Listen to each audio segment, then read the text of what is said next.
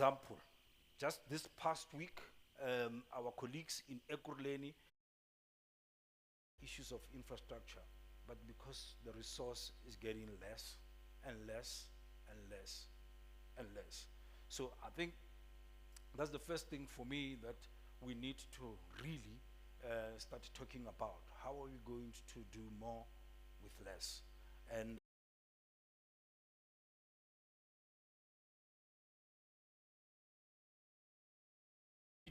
as we talk about issues of governance, issues of stakeholders that are responsible for that, and I think for me, this is an area.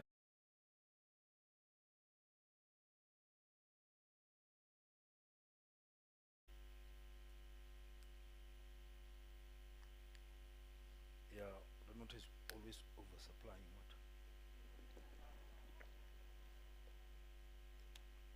Yeah, for me, it really starts with the Constitution um, in 1996 that provides a framework, which is, if you like, a framework for the laws that govern water supply.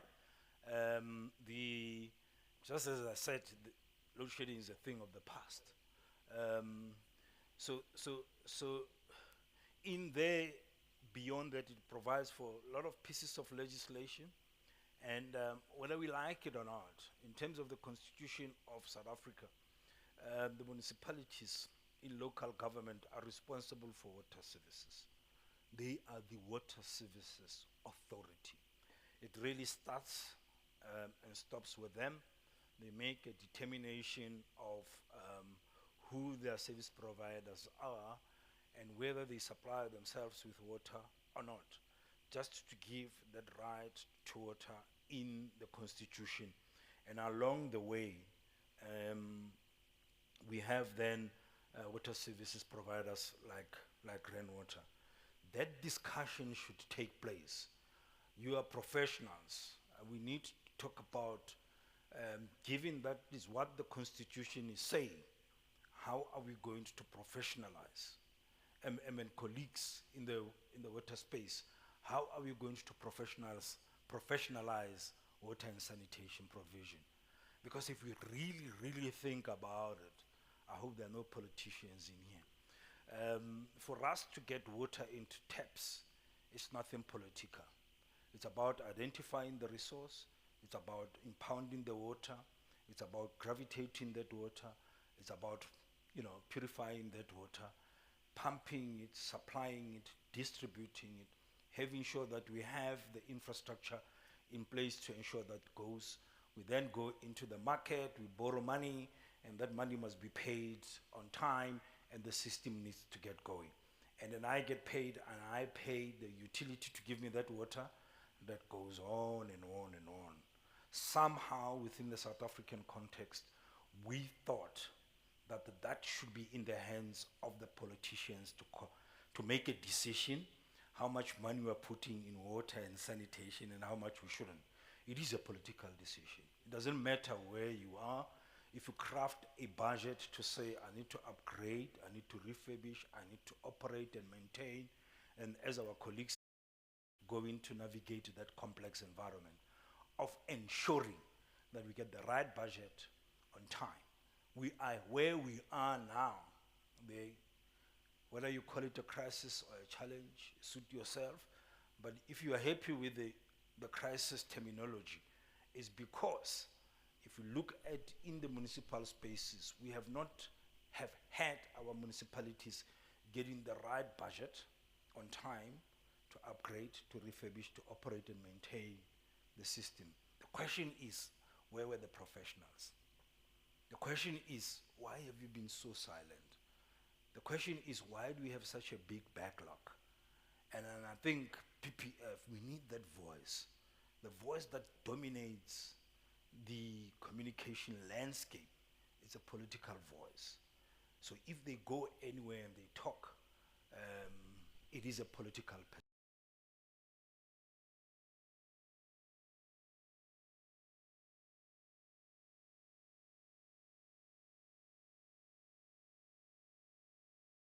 doesn't really matter. We need to stand up and stick to the facts.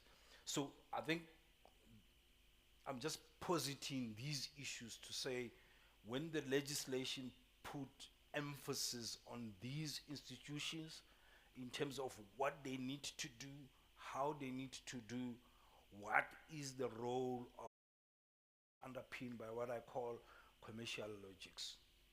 The money that now we get to upgrade the infrastructure, particularly long-term assets, we borrow it in the marketplace as long-term liabilities.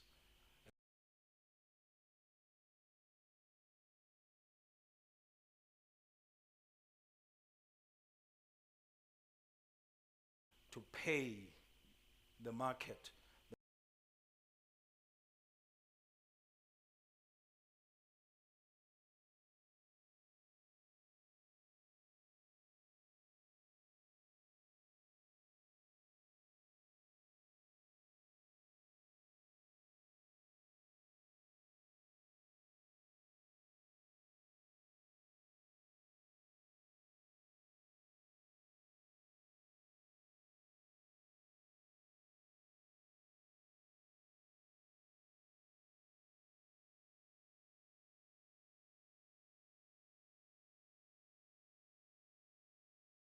Everything is collapsing around us, and then I think when you deal with what kind of institutions do we need in the water sector to make us sustainable, we need to have a reflection on that. Ladies and gentlemen, I think that brings me, Program Director, to my part of the session, and I hope I have laid a proper foundation from which we can start having valuable discussions. Thank you so much. Bula.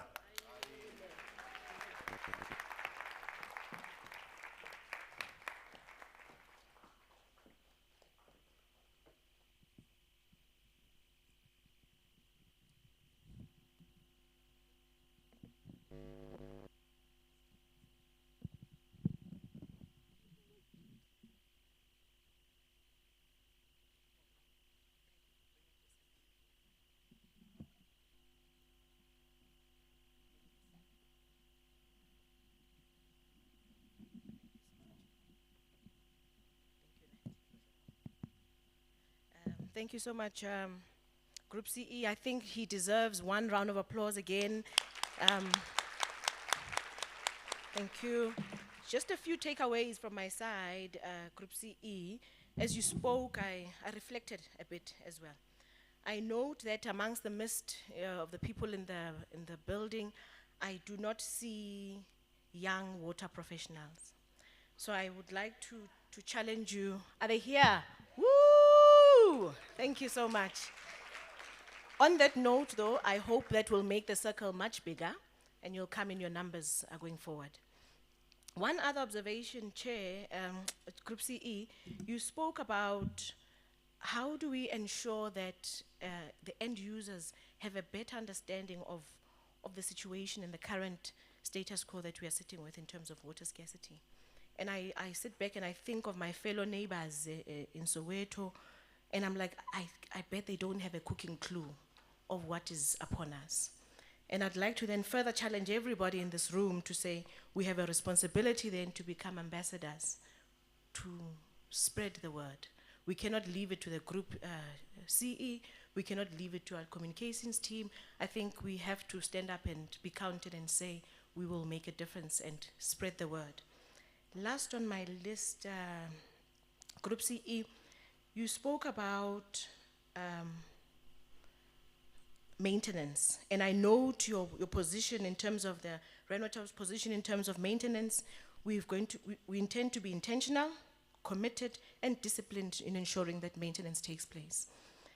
Because without maintenance, clearly, we're going to run our infrastructure to failure. Colleagues, I could speak all day, those who know me. I'll leave some of the points for later.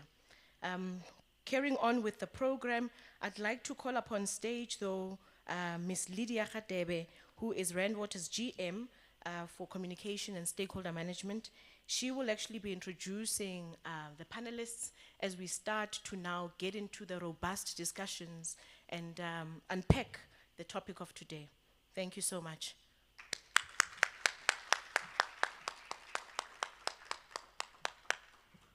I think as my co-pilot had said, we can definitely do better than that.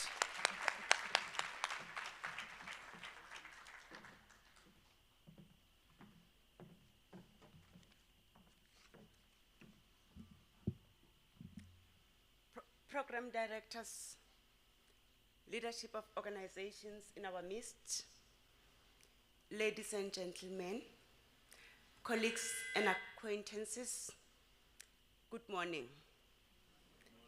My name is Lydia Khadebe, as I have already been introduced by the program director.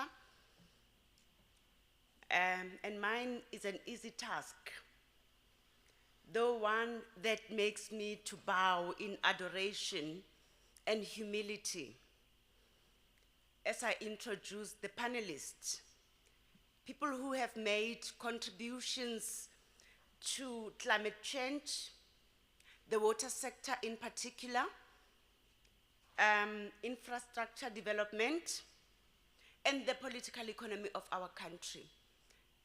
The CE just indicated that there are things that we do as the water sector, and Rand Water in particular, that are not necessarily reported. I think he made mention of the Vlakfontein. He said, even if we Google his name, Vlakfontein will not be next to his name.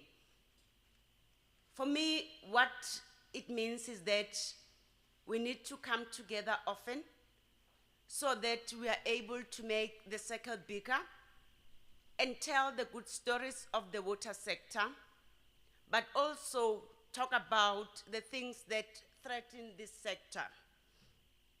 Ladies and gentlemen, the panelists I am about to introduce are men and women whom their bios indicate that we have no scarcity of resources and talent in South Africa and in the water sector. These are men and women who do not need introductions by mere mortals like myself. But for the sake of the program, I will introduce them, and I'll be very brief because I will need probably 3 years to go through their biographies and profiles. But because we don't have 3 years to be here, I will be very brief, and I might not necessarily do justice to them. We've got colleagues from the South African Weather Service. We've got colleagues from academia. We've got colleagues from different sectors, but the sectors that have a relationship to the water sector. So I will start by Kamohelo Mampane. When I call the name of the panelists, may I request the panelists to stand up so that we can all have sight of the panelists because we might not know each other. Ntate Kamohelo Mampane.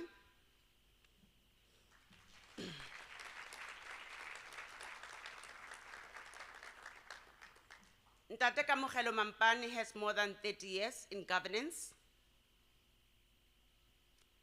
financial management, and infrastructure development. Thank you. May we give him a round of applause.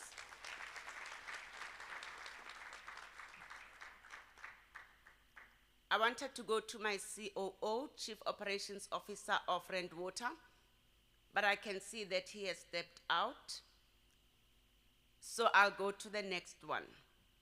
We've got Professor Tartan, who will be joining us virtually. I am not sure if we can show a picture of Professor Tartan, since he won't be able to stand up.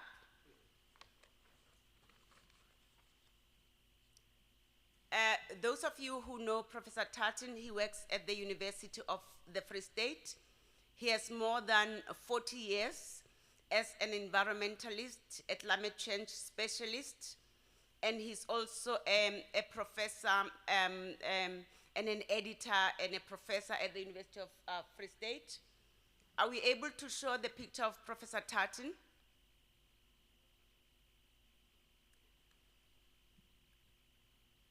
But we can all Google Professor Tartan. He has more than 50 years experience in the water sector.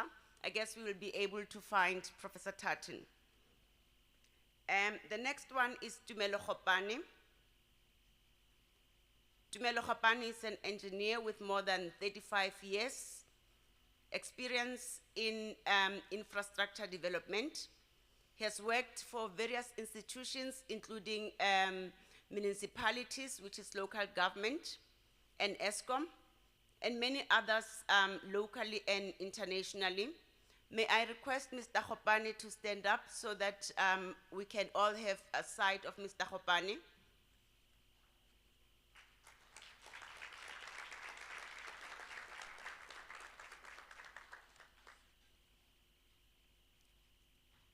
Mr. Simpiwe Sithole, who's the water quality advisor at Rand Water.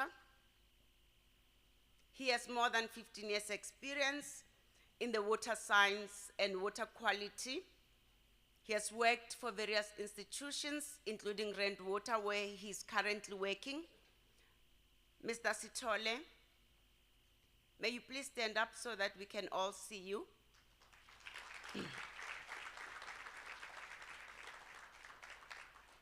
Thank you very much.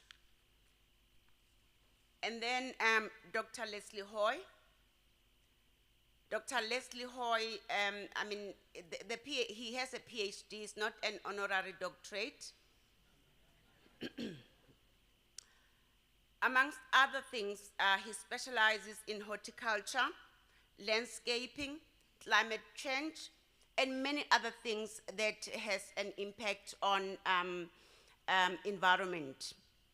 Dr. Leslie Hoy works for Rand Water, and he has more than 40 years experience within the water sector and within the climate change. May I ask Dr. Hoy to please stand up?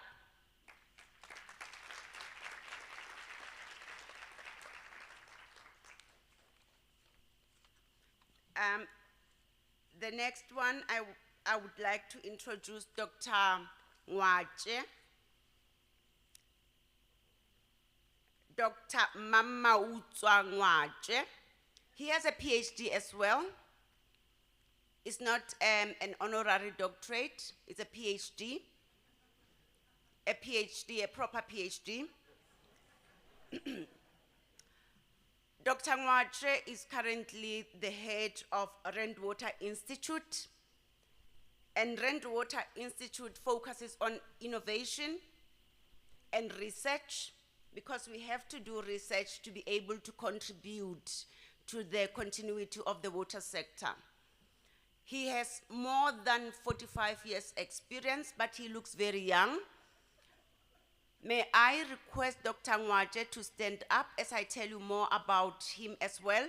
He has worked in government, at DWS, local government, and many other sectors as well, in South Africa and in Africa.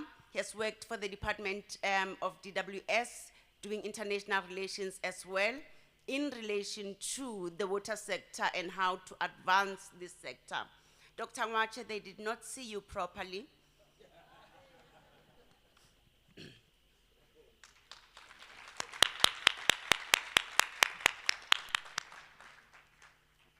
The next panelist is Mr. Solomon Mathebula. Mr. Solomon Mathebula is the interim CEO of CMA. Those who don't know what CMA is, in the water sector, I've realized that we like using acronyms. And we use acronyms because we want to look and sound smart. But in essence, they are very easy. What it stands for is Catchment Management Agency. And when the CE was presenting, probably you may have seen the sources of water. But let me stop there. because I don't want to spoil what Mr. Matebula will be talking about. He will explain what a catchment management agency is and what it does. Mr. Matebula has more than 30 years experience. He has been seconded from the best of the best, which is Rand Water. He's the general manager at Rand Water for sector growth and development. And he's now acting an interim CE, Chief Executive, for Val Orange CMA. I didn't mention qualifications of many people because most of them, they've got more than 7 qualifications, including about 5 postgraduate degrees. So I deliberately not mentioning qualifications today. Ntate Matebula, may you please stand up so that we can all see you?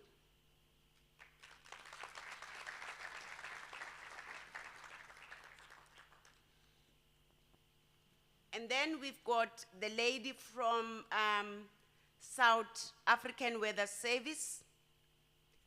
And one of the topics that we will be talking about is climate change. That has an impact on the weather. And she'll be telling us about what they are forecasting, the rain patterns, and the causes of what we are seeing currently. Her name is Jacqueline Mudiga. Jacqueline has more than 25 years experience as a forecaster, meteorologist, and also as disaster and risk reduction within the weather services. May I ask Jacqueline to please stand up so that we can all have sight of her?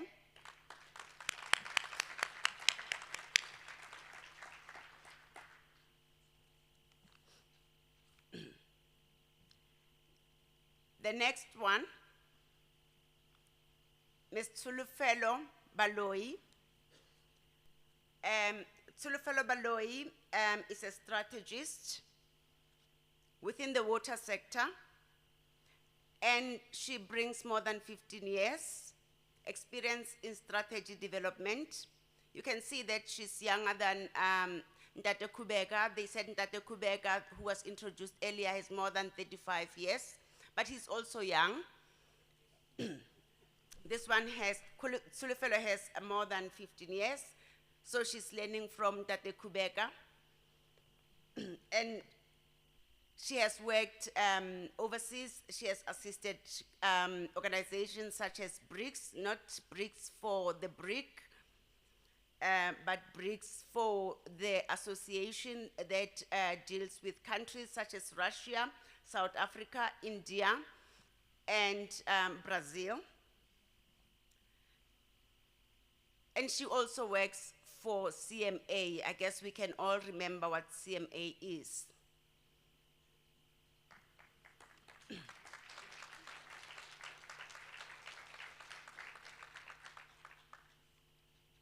I wanted to go to my Chief Operations Officer because I didn't want to introduce him in absentia, so I will wait, because introducing a boss in absentia may be career limiting.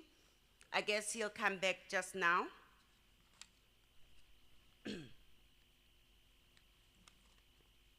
I'll go to the next one, Mr. Tumelo Khopane.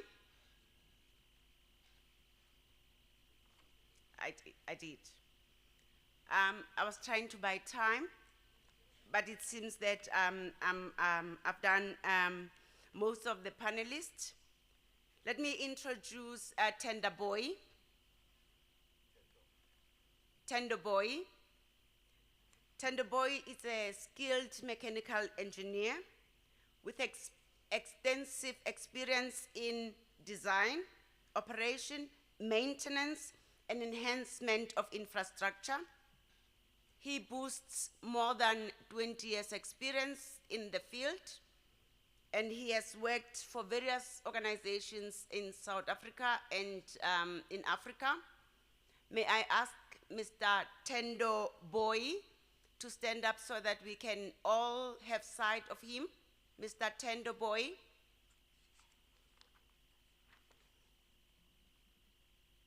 I think he stepped out as well. I will introduce my COO in absentia so that I don't waste your time. But you can Google him. He has a very beautiful picture on X. And if you Google Rand Water, his name will also come and his picture. His name is Mr. Mahlomula Mehlo. He was sitting next to Dr. Ngwache, just behind Dr. Ngwache.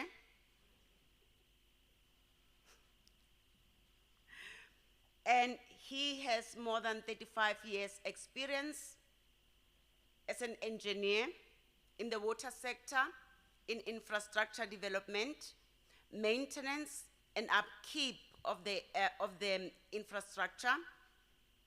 He has various postgraduate degrees.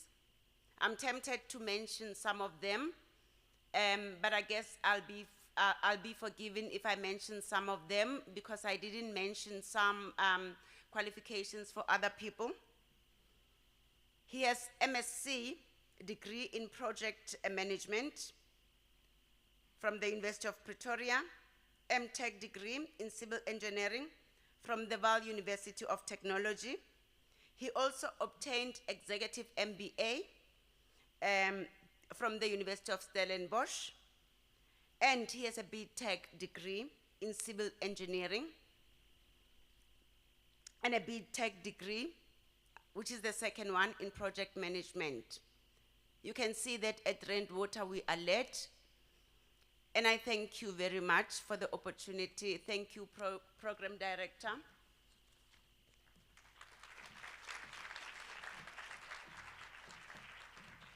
Thank you very much, Mem Khadebe. I noted that it's only PhDs that you mentioned, whether they are proper or honored.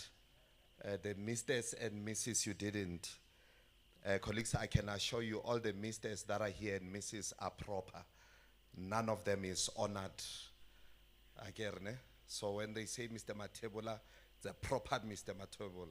It's not an honorary title. We are now going to go. I think we are heading to exactly what we are here for. Not that what has been spoken about was not important, but it is critical, as GCE has indicated, that we engage with one another. We talk to one another about issues related to water. My partner has indicated that for the longest of time, we speak to ourselves, we resolve, and we proceed. No one else understands and knows what we are doing out there.